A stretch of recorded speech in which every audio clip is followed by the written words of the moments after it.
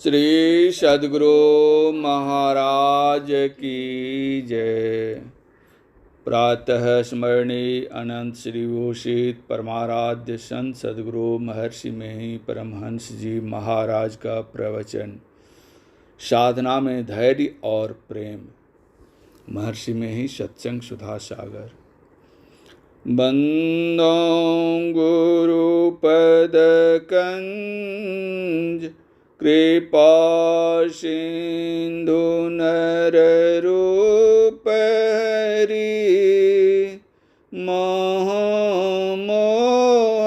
तम पुंज जासु वचन रवि करनिक। प्यारे लोगों, संतों का साधन ध्यान है। जो केवल मानस जप, मानस ध्यान और दृष्टि साधन जानता है किंतु नादानुसंधान नहीं जानता है, तो वह अपने संत मत को सही सही नहीं जानता है। संत मत में शब्द का भी ध्यान है। शब्द ध्यान के सहित मानस जप, मानस ध्यान और दृष्टि साधन भी है। वह पूरा संत मत है। शब्द से ही सारे संसार का पसार होता है। शब्द से ही संभाल होती है। शब्द से ही मनुष्य मनुष्य बनता है। जितने विद्यालय हैं, सब में शब्द की शिक्षा है। इसी शिक्षा से लोग बढ़ते हैं। संतों के यहाँ जो नादानुसंधान है, इस साधना से ईश्वर तक पहुँचा जाता है। ध्यान योग सब योगों से श्रेष्ठ है और सरल है। भगवान श्री कृष्ण ने इसी पर जोर दिया है। संतों ने भी इसी को उत्तम साधन बताया है। हम लोगों को भी यह बताया गया है। इसका अल्प अभ्यास भी महाभय से बचाता है। महाभय क्या है? जन्म लेना और मरना, यही महाभय है। बच्चा जब जन्म लेता है तो वह रोता है, उसको कष्ट होता है, इसलिए वह रोता है। कोई किसी को मार डालना चाहे तो मरने से भी लोग डरते हैं। इस तरह जन्म और मरण में दुख होता है। इसी दुख की निवृत्ति के लिए ध्यान है। जो ध्यान करेगा और चूक भी जाएगा तो वह दूसरे जन्म में भी मनुष्य ही होगा, क्योंकि मनुष्य शरीर के अतिरिक्त और किसी शरीर में ज्ञान ध्यान हो नहीं सकता। इसीलिए वह मनुष्य ही होगा। थोड़ा भी ध्यान में रत रहा और गिर गया, फिर उसको मनुष्य शरीर ही होगा, दूसरा शरीर हरगिज नहीं होगा। कोई कहे कि फलाने का शरीर छूटा जो ध्यान करता था और गिर गया, इसलिए उसने कुत्ते, बैल, गधे का ही शरीर पाया, यह हरगिज विश्वास करने योग्य नहीं है। ऐसी बात वह किसी द्वेष के कारण कहता है। उसकी कोई बात मानने योग्य नहीं है।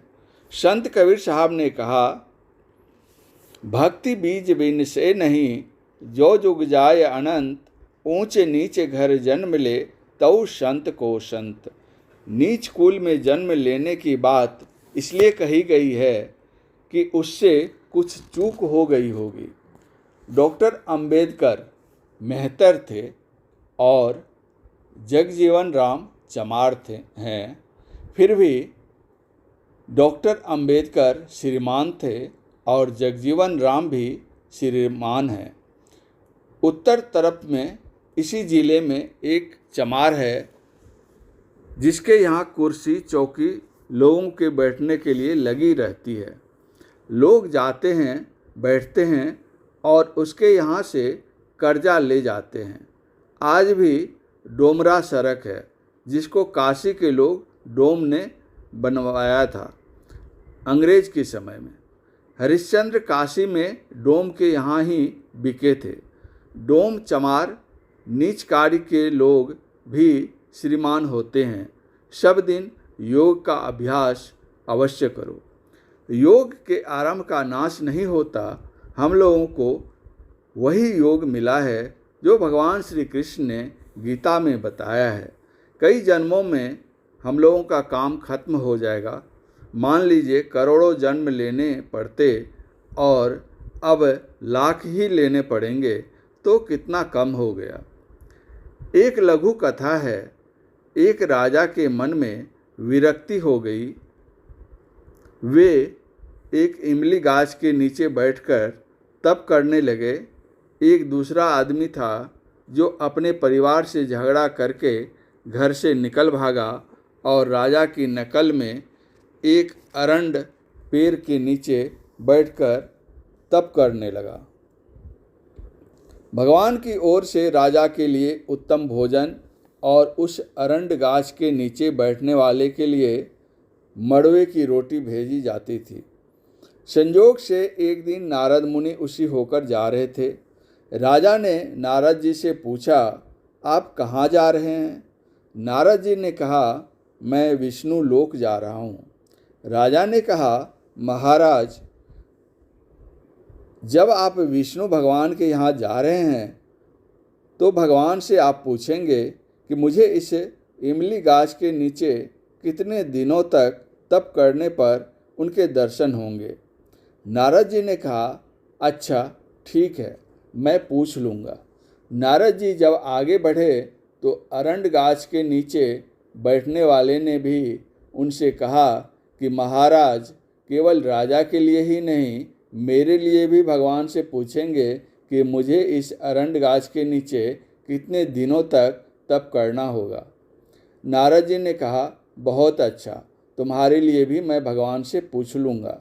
नारद जी जब भगवान विष्णु के पास पहुँचे तो भगवान विष्णु से उन्होंने पूछा कि भगवान, एक राजा इमली गाछ के नीचे बैठकर तप कर रहा है और दूसरा आदमी अरंड गाछ के नीचे बैठकर तप कर रहा है। दोनों ने पूछा है कि हम लोगों को भगवान के दर्शन के लिए कितने दिनों तक तप करना होगा। भगवान विष्णु ने कहा, इमली के वृक्ष में जितने पत्ते हैं उतने वर्षों तक राजा को तप करने के बाद मेरे दर्शन होंगे, और अरंड गाछ के नीचे जो बैठा है, अरंड वृक्ष में जितने पत्ते हैं उतने वर्षों तक उसको भी तप करना होगा, तब मेरे दर्शन होंगे। नारद जी जब भगवान विष्णु के यहाँ से वापस लौटे तो पहले अरंड वृक्ष से भेंट हुई।